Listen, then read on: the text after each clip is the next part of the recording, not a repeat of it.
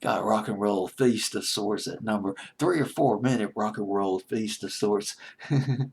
Feasting on John Cougar Mellencamp, Crumbling Down. This is one of these great, it's almost like a punk rock record, but more of a classic realm, somewhat reminiscent, and not just reminiscent, of Blue Collar Man by Styx, which came out in 1978. You got that anger, you got that class, that working class angst in that record. Although this record is a direct descendant of another song from the 60s that I'll get into in just a few minutes. But let's talk about the background of this record from the album John Cougar Mellencamp. Fantasy Playlist July, not July, thinking of summer again, right in the midst of winter. Day after Christmas. Actually, Fantasy Playlist November 20th, 1983. The song Crumbling Down. I love the song Crumbling Down. It's just, this record can be interpreted several ways. You got the personal, you got the political in this record. At number 3 on my Fantasy Playlist, up one from number 4. And song was the first single, although it was the last song recorded for the album, co-written with a guy named George Green. George Green, a childhood friend of John Cougar Mellencamp. They teamed up on a lot of John Cougar Mellencamp records, and John Cougar early in his career, songs like Hurt So Good in 1982, which went to number 2, almost went to number 1, but it was Jack and Diane that went to number 1 right after Hurt So Good was peaked. It peaked summer of '82, and they co-wrote Rain on the Scarecrow, and this is where John Cougar's political aspects come into play. Rain on the Scarecrow about the plight of the farmers in the Midwest, their farms being repossessed by banks and financial institutions, and just a very kind of a political guy at times, John Cougar Mellencamp, and George Green. They got together and wrote this song, Crumbling Down. Crumbling Down is from the research I did on this song. It could mean several things. Now, John Cougar Mellencamp said that this is just a sort of a tirade of sorts against President Reagan.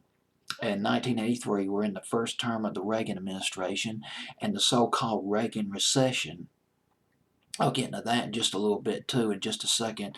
But this song about President Reagan deregulating everything, and that the bulk of Reaganomics, at least the negative aspects of it, falling on the poor, and the walls come crumbling down around the poor.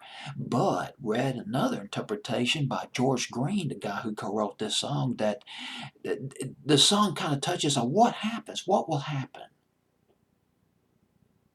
when fame fades away, when success fades away. What do you do then? And one of the inspirations of this song, on the other end of the spectrum, we're going from one extreme to the other, was that John Cougar's cousin had lost his job as an electrical engineer. Loved it. Let's get into Reaganomics just a minute. And this song came right in the middle, came right out in the teeth of the Reagan recession.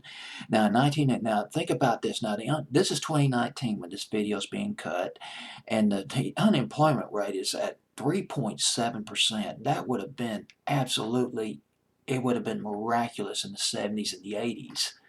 And now the economy was booming in the 60s with a relatively low unemployment rate, but it climbed in the 70s and the 80s. 1982, March of 82, the unemployment rate in the U.S. was 9%.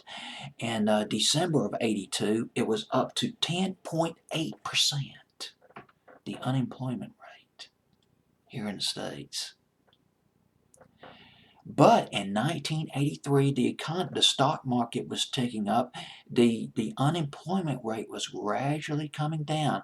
It was very high, though. At the end of the year, it was at 8.3%, and in 1984, it was down to about 7.2% in time, dropping in time for Reagan's re-election. You probably remember the Morning in America commercials, those Reagan ads back in 1984. Bring back some memories right there, but pretty awful recession, a very deep recession, one of the worst recessions, post-war recessions ever back in the early 80s. And this song touches on it, but this song fears between the self-pity and pathos and the political. It reminds me, this song the hard rock in this record, it reminds me of he's sowing his oats, man. He's feeding his oats. John Cougar feeding his oats on these garage bands back in the '60s. This song, it just occurred to me. This song is a direct descendant of Talk by the Music Machine with the blaring, with the blastering, the boisterous guitars and the angry wailing, and you got self pity. It's self pity and defiance all mixed into this record. Let me read you a few of the lyrics. I love the lyrics of this record. Crumbling down. Let me bring it up for you. Quote. Some people ain't no damn good. There's part of your hook right there. You know this guy's pissed. You can't trust them. You can't love them. And yeah, you're probably thinking, yeah, I can relate to that. You got that right, buddy. No good deed goes unpunished. And I don't mind being their whipping boy. I've had that pleasure for years and years. There's that self-pity pathos right there. But then, no, I never was a sinner. Tell me what else can I do? Second best is what you get till you learn to bend this rules.